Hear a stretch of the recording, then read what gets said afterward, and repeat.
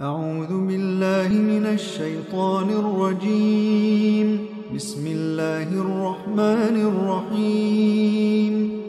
لا أقسم بهذا البلد وأنت حل بهذا البلد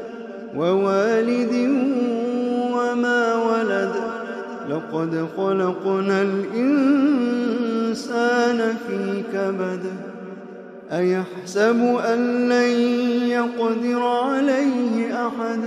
يقول أهلكت مالا لبدا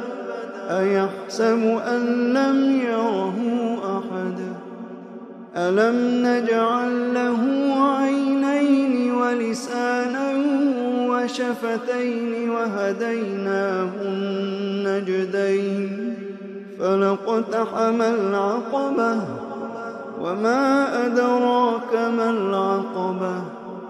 فك رقبة أو إطعام في يوم ذي مسغبة يتيما